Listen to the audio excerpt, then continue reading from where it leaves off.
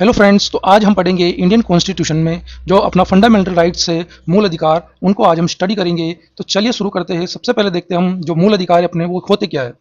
तो ऐसे अधिकार जो नागरिकों को उनके विकास के लिए संविधान के द्वारा दिए गए हो और उनका संरक्षण भी संविधान के अंतर्गत किया गया हो, क्या कहलाते हैं? फंडामेंटल राइट्स कहलाते हैं, मूल अधिकार कहलाते हैं।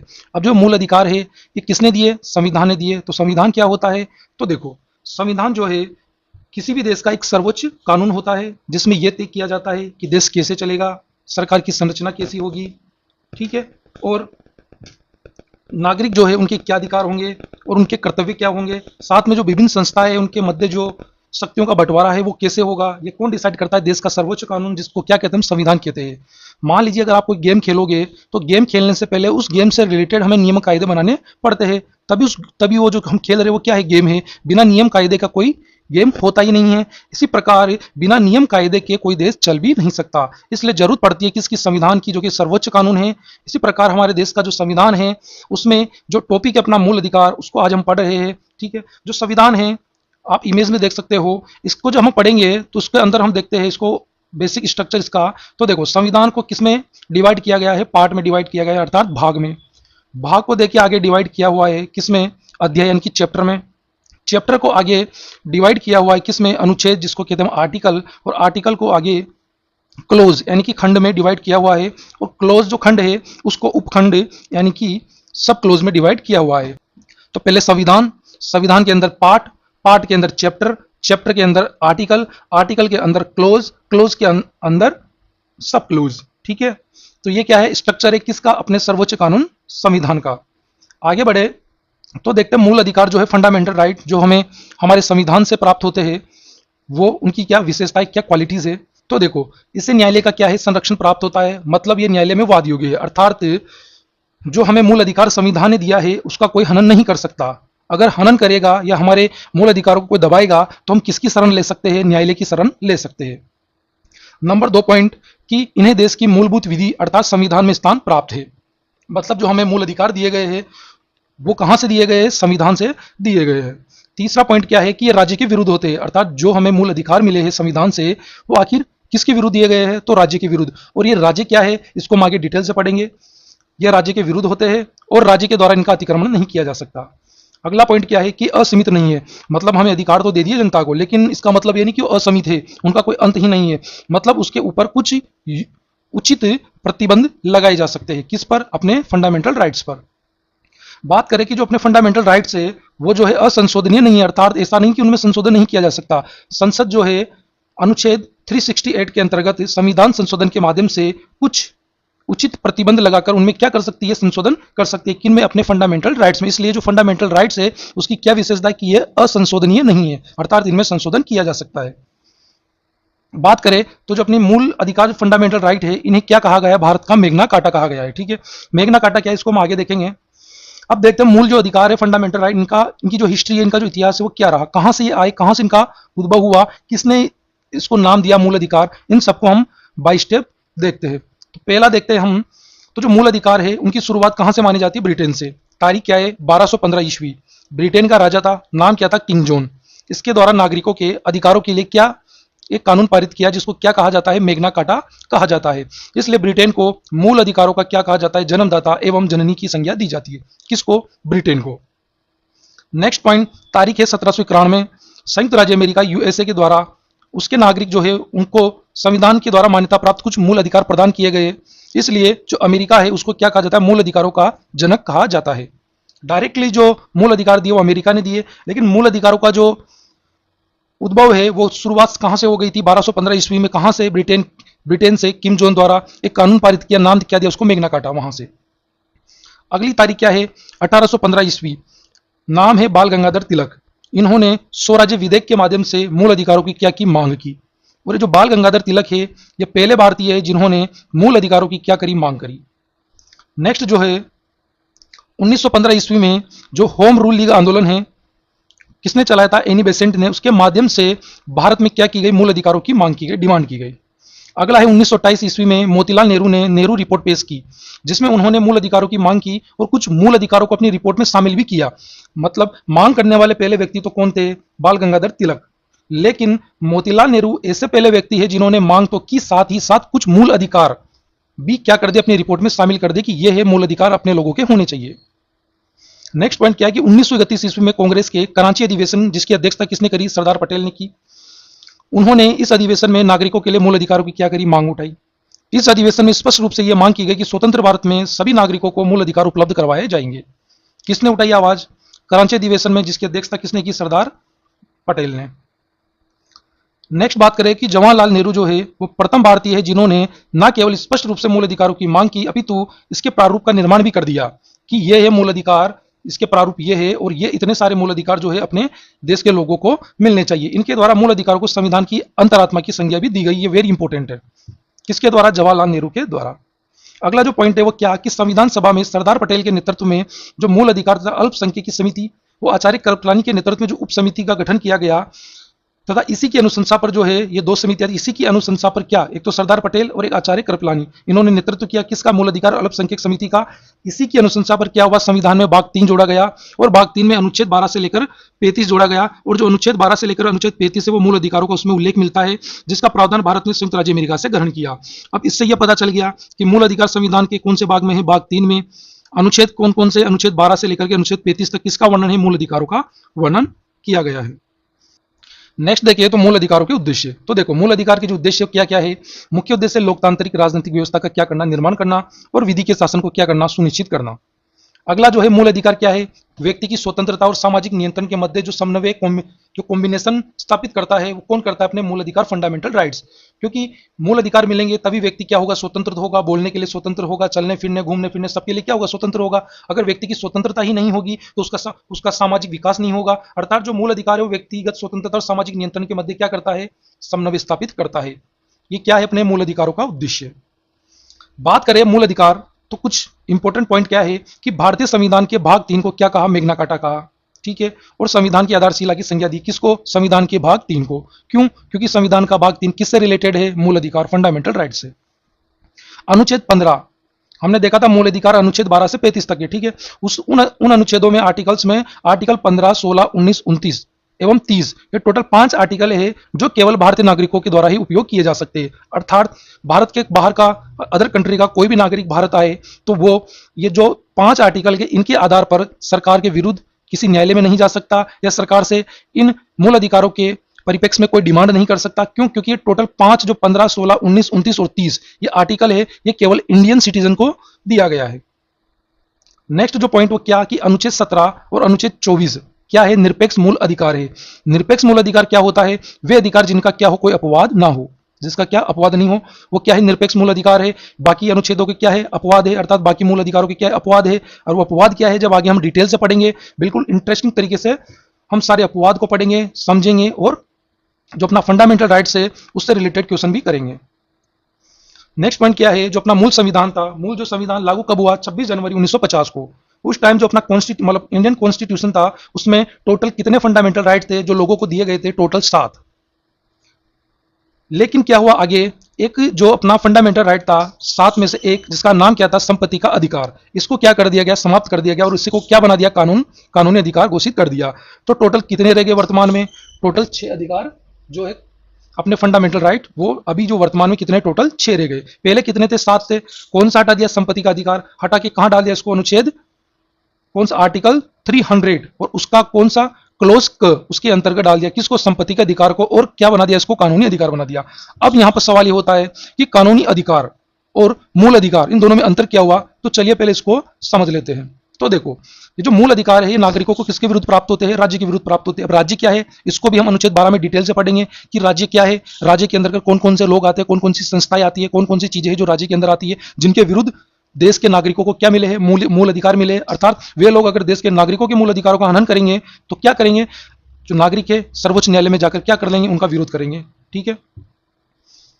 तो मूल अधिकार क्या है, ये नागरिकों को राज्य के विरुद्ध मिले, जबकि कानूनी अधिकार जो है राज्य के विरुद्ध नहीं, अर्थात राज्य के द्वारा इनका क्या किया जा सकता है, अतिक्रमण किया जा सकता है।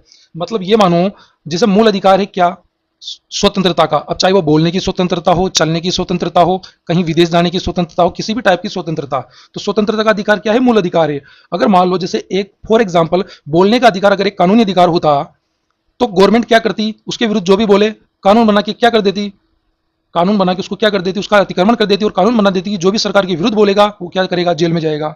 तो क्या है, कानूनी अधिकार है। मतलब राज्य ने क्या कर दिया, कानूनी अधिकार को समाप्त कर दिया जो लोगों को दिया था। लेकिन अगर ये मूल अधिकार होता, कौन सा, बोलने की स्वतंत्रता, तो क्या सरकार इसको समाप्त कर सकती थी? बिल्कुल नहीं। फॉर एग्जाम्पल आपने ये समझा कि मूल अधिकार जो है सरकार के विरुद्ध, राज्य के विरुद्ध मिले हैं, जिसको राज्य नहीं छीन सकता, लेकिन कानूनी अधिकार में क्या कर सकता है, बदलाव कर सकता है। नेक्स्ट पॉइंट क्या है कि मूल अधिकार में परिवर्तन के लिए संविधान संशोधन की आवश्यकता होती है। संविधान संशोधन किसको, सरकार को, संसद को। लेकिन जो कानूनी अधिकार है वो सामान्य संशोधन विधि, साधारण विधि जो होती है ना, उसके माध्यम से ही क्या कर सकती है, कानूनी अधिकारों में बदलाव कर सकती है। मूल अधिकार है उसके अतिक्रमण की स्थिति में नागरिक क्या कर सकता है, सीधे सीधा ही सर्वोच्च न्यायालय जा सकता है। लेकिन जो कानूनी अधिकार है उसके लिए सीधा कहां नहीं जा सकता, सुप्रीम कोर्ट नहीं जा सकता, स्टेप बाय स्टेप जाना पड़ेगा। पहले डिस्ट्रिक्ट कोर्ट, वहां से न्याय नहीं मिला तो हाई कोर्ट, हाई कोर्ट में नहीं मिला तो फिर जाके सुप्रीम कोर्ट। ऐसा नहीं कि डायरेक्ट कहां चले जाओ, सुप्रीम कोर्ट में। लेकिन जो फंडामेंटल राइट है वो हमें संविधान ने दिया है, साथ में ये भी प्रबंध किया हुआ है संविधान में कि लोगों के फंडामेंटल राइट का अगर कोई उल्लंघन करे तो वे लोगों को डायरेक्ट जो राहत देगा वो कौन देगा, सुप्रीम कोर्ट देगा। अर्थात लोग डायरेक्ट कहां जा सकते हैं, सुप्रीम कोर्ट में जा सकते हैं। तो आई होप ये अंतर आप समझ गए कि मूल अधिकार क्या होते हैं और कानूनी अधिकार क्या होते हैं। तो चलिए अब आगे बढ़ते हैं। अब देखते हैं क्या कि वर्तमान में संविधान में टोटल कितने अधिकार है, मूल अधिकार, फंडामेंटल राइट को टोटल कितने, 6। कौन कौन से है? पहला है समानता का अधिकार। इसका वर्णन कहां पर मिलता है, संविधान का कौन सा पार्ट, भाग 3, अनुच्छेद कौन कौन सा, अनुच्छेद 14 से 18। कौन सा अधिकार, समानता का अधिकार। दूसरा अधिकार क्या है, स्वतंत्रता का अधिकार, अनुच्छेद 19 से 22। तीसरा है शोषण के विरुद्ध अधिकार, अनुच्छेद 23 व 24।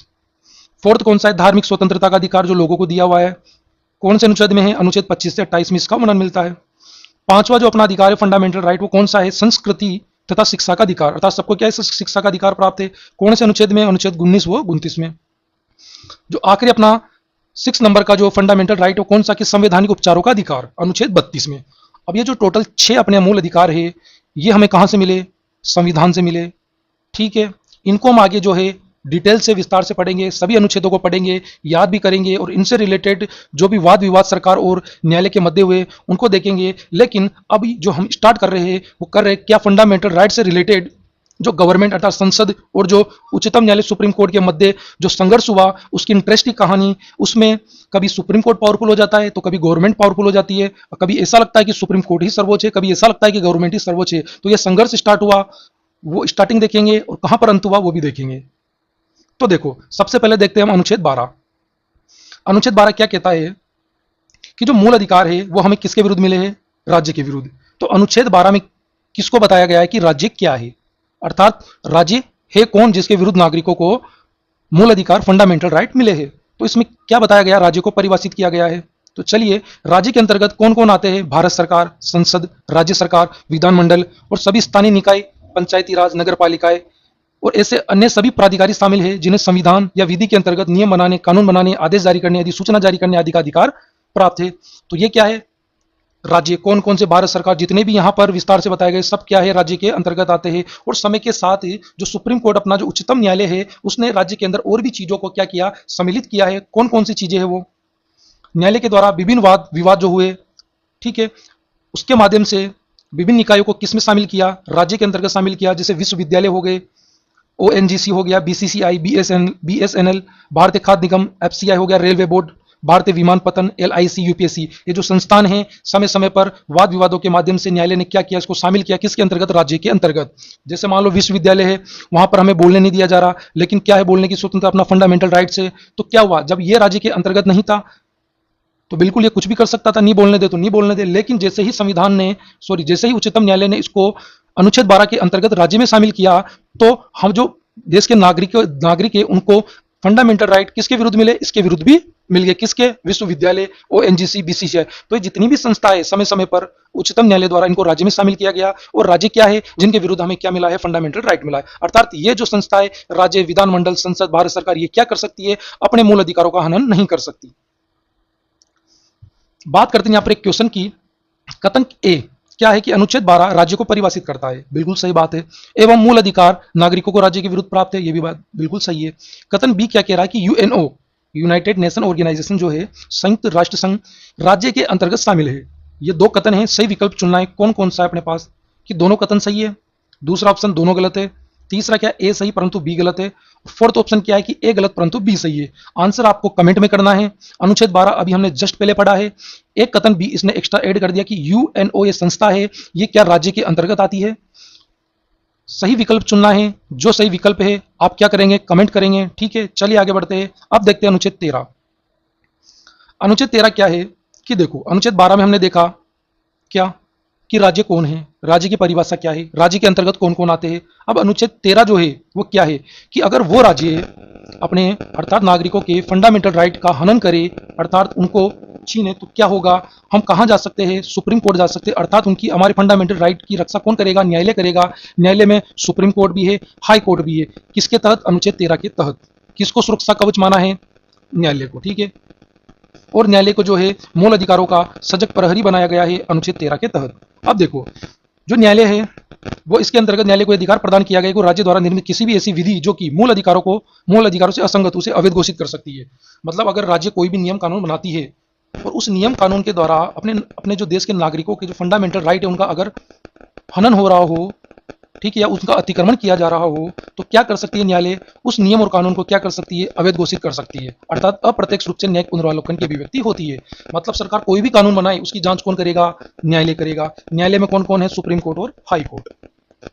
आगे बढ़े तो संविधान लागू होने से पूर्व की विधि तथा पश्चात की विधि दोनों पर लागू होता है अनुच्छेद 13। मतलब संविधान लागू होने से पहले के जो भी नियम कानून हैं और संविधान लागू होने से बाद के जितने भी नियम कानून बने और अभी तक बन रहे हैं, उन सब की जो जांच कर सकता है कौन, सुप्रीम कोर्ट और हाई कोर्ट जो अपना न्यायालय है वो कर सकता है। और उनमें से जो भी कानून नागरिकों के क्या कर रहा हो, मौलिक अधिकार तथा फंडामेंटल राइट का हनन कर रहा हो, उसको क्या कर सकती है, अवैध घोषित कर सकता है। ठीक है, बात करें तो अनुच्छेद 13 में क्या 3 सिद्धांत दिए गए हैं। कौन कौन से सिद्धांत है, पहला है आच्छादन या ग्रहण का सिद्धांत, दूसरा है पृथक्करणीयता का सिद्धांत, तीसरा है अद्वितीयता का सिद्धांत। अब ये तीनों सिद्धांत है क्या, इनको आगे देखते हैं विस्तार से। पहला क्या है, आच्छादन का सिद्धांत। तो देखो, संविधान लागू होने से पहले की कोई भी विधि नियम कानून यदि मूल अधिकारों से क्या हो, असंगत हो, अर्थात अपने मूल अधिकारों के क्या हो, विरुद्ध हो, तो क्या होगा, स्वतः ही निष्क्रिय हो जाएगा। अर्थात उस पर क्या लग जाएगा, पूर्णतः ग्रहण लग जाएगा। ठीक है, ये क्या है, आच्छादन या ग्रहण का सिद्धांत। अपने संविधान लागू होने से पहले, लागू कब हुआ, 26 जनवरी 1950। इसके पहले के जितने भी नियम कानून जो अपने मूल अधिकारों का हनन कर रहे हो, वो क्या होगा, स्वतः ही निष्क्रिय हो जाएंगे और उन पर क्या लग जाएगा, पूर्णतः ग्रहण लग जाएगा। यह सिद्धांत क्या है, आच्छादन या ग्रहण का सिद्धांत।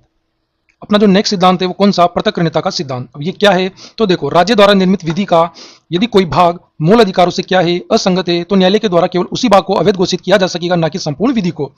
फॉर एग्जाम्पल अगर हम समझे तो मान लो जैसे कि भारत सरकार ने एक नियम बनाया कि जो यूपीएससी का एग्जाम है वो सिर्फ उत्तर प्रदेश के स्टूडेंट ही दे सकते हैं, या फिर उन्होंने नियम बनाया, जैसे मान लो उन्होंने नियम बनाया कि पूरे देश के स्टूडेंट तथा नागरिक यूपीएससी का क्या कर सकते हैं, एग्जाम दे सकते हैं, लेकिन किसी पर्टिकुलर राज्य का जो स्टूडेंट है वो उस एग्जाम को नहीं दे सकता।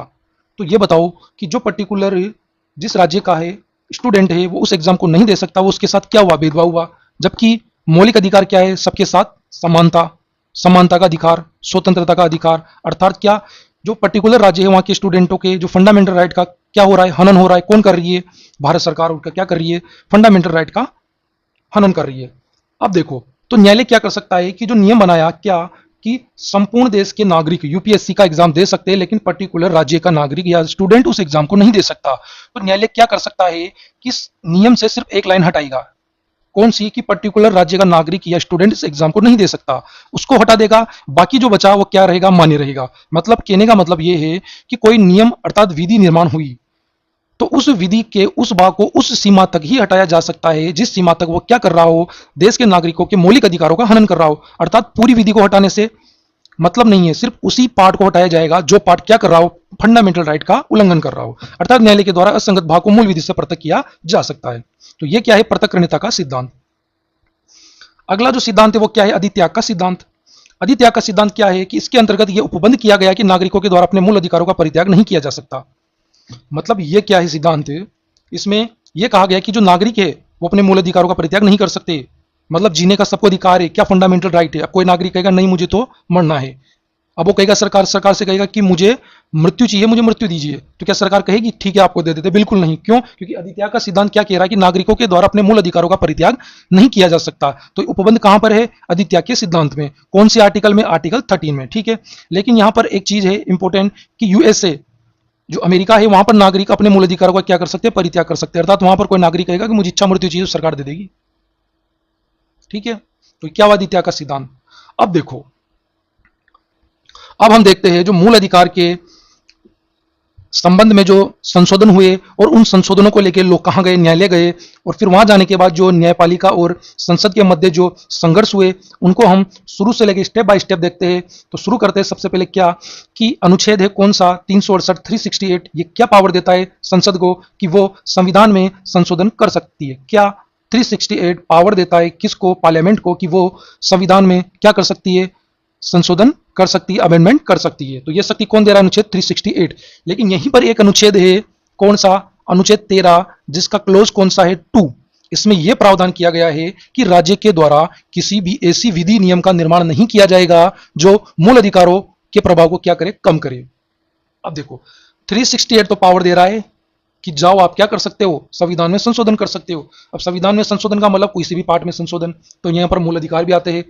तो क्या सरकार जो है मूल अधिकारों में संशोधन कर सकती है? अगर हां तो कैसे? अगर नहीं तो क्यों नहीं?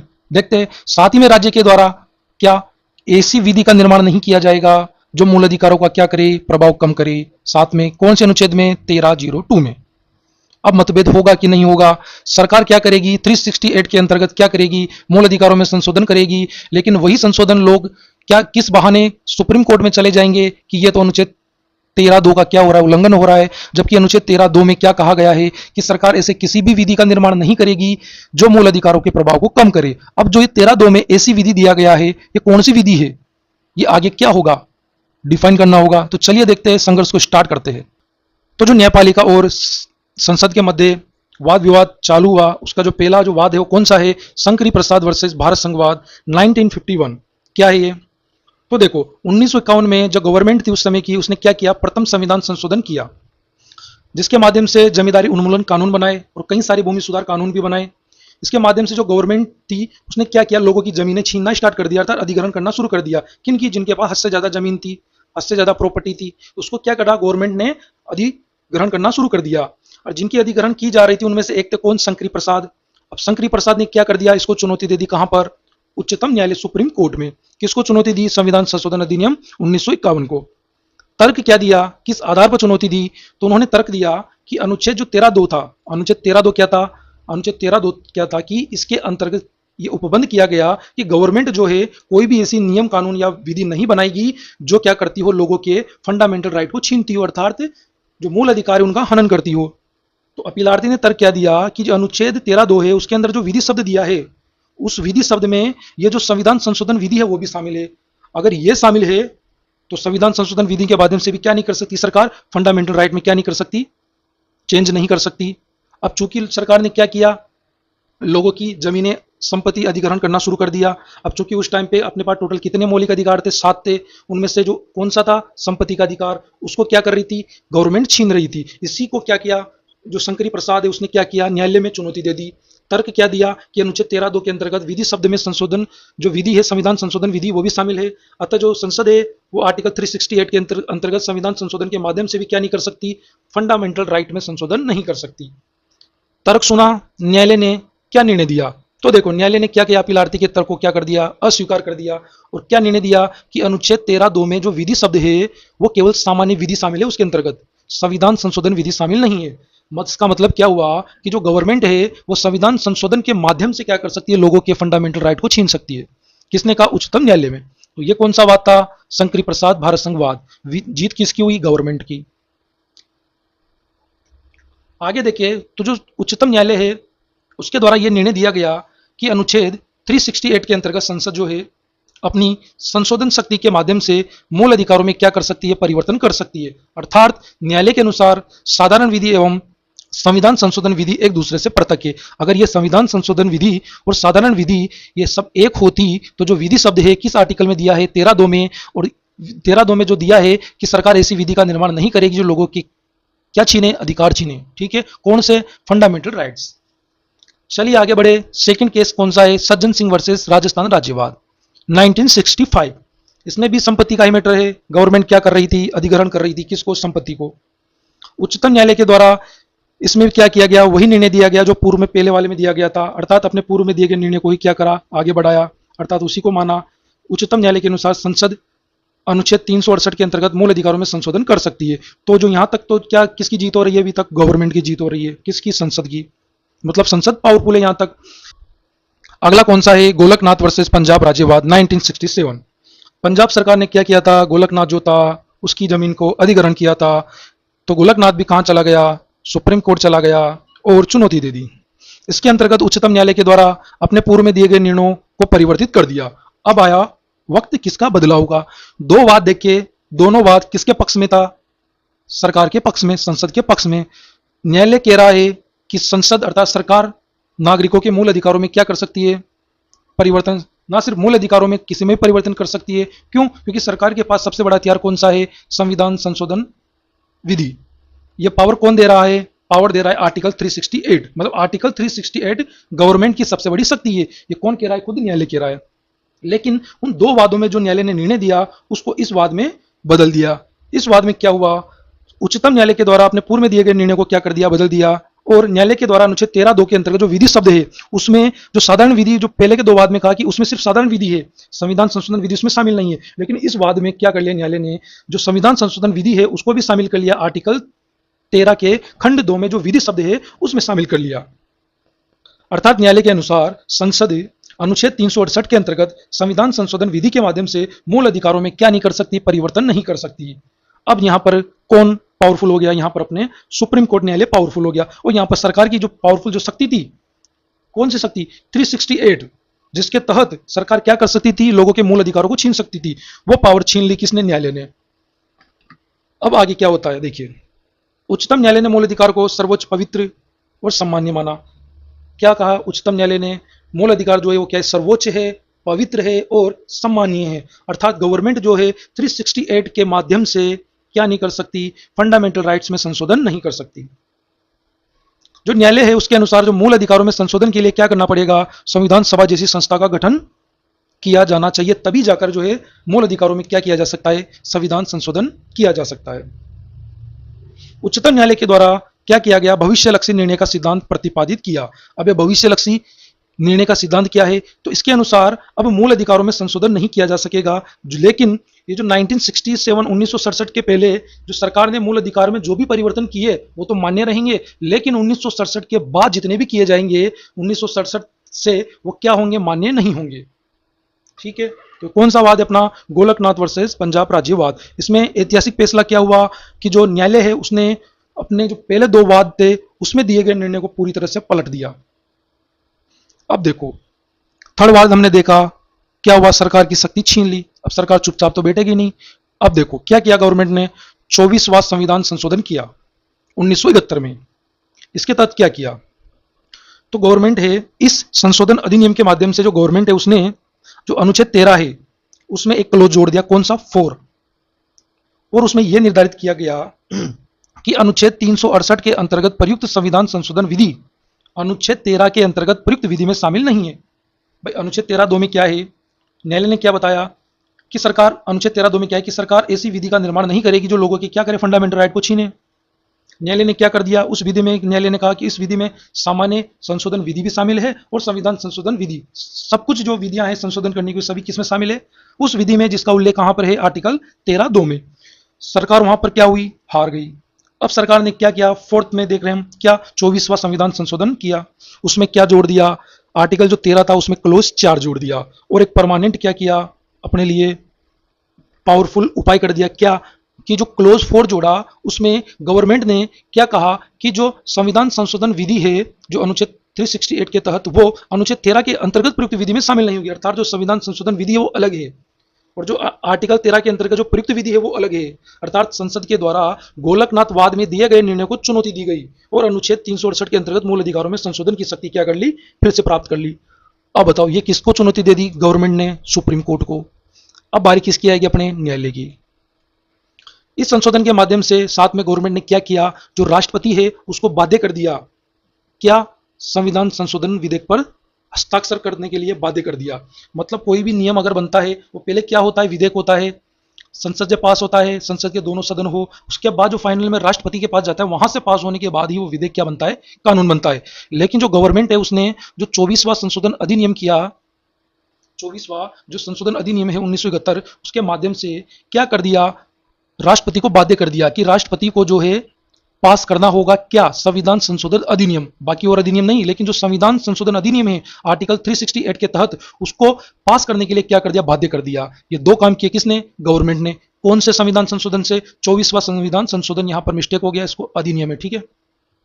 अब क्या हुआ कि गवर्नमेंट ने अपनी खोई हुई शक्ति को वापस प्राप्त कर लिया। अब एक वेरी इंपॉर्टेंट जो वाद आता है वो कौन सा है, केशवानंद भारती वर्सेस केरल राज्यवाद। तारीख कौन सी है, 1973। क्या है ये वाद, इसके अंतर्गत 24वें संशोधन अधिनियम के माध्यम से जोड़े गए अनुच्छेद 13(4) को उच्चतम न्यायालय में क्या कर दी, चुनौती प्रदान कर दी। किसने, केशवानंद भारती ने। इस वाद में क्या हुआ, अब तक की सबसे बड़ी 13 न्यायाधीशों की जो बेंच थी उसने क्या किया, इस वाद की सुनवाई की। कौन से वाद की, केशवानंद भारती वर्सेस केरल राज्यवाद की। जो 13 न्यायाधीशों की बेंच है उसने क्या कर दिया, जो गवर्नमेंट ने अनुच्छेद 13 में जो क्लोज 4 जोड़ा था उसको उचित मान लिया, ठीक है। अर्थात उच्चतम न्यायालय के अनुसार संसद अनुच्छेद 368 के अंतर्गत अपनी संविधान संशोधन की शक्ति के माध्यम से मूल अधिकारों में परिवर्तन कर सकती है। लेकिन न्यायालय के अनुसार, ठीक है, अब देखो सुप्रीम कोर्ट ने यह तो मान लिया कि जो गवर्नमेंट ने संविधान संशोधन से अनुच्छेद 13 में क्लोज 4 जोड़ा है वो तो उचित है, ठीक है, मान लेते हैं, आपने अपनी शक्ति सर्वोच्च बना दी। लेकिन साथ में जो सुप्रीम कोर्ट है, सर्वोच्च न्यायालय, उसने क्या कह दिया कि जो संसद है उसकी जो संशोधन की शक्ति है वो असीमित नहीं है। अर्थात जो गवर्नमेंट है वो कोई शक्तिमान नहीं है कि कुछ भी संशोधन कर सकती है, पूरी तरीके से सभी फंडामेंटल राइट को उड़ा सकती है, नहीं।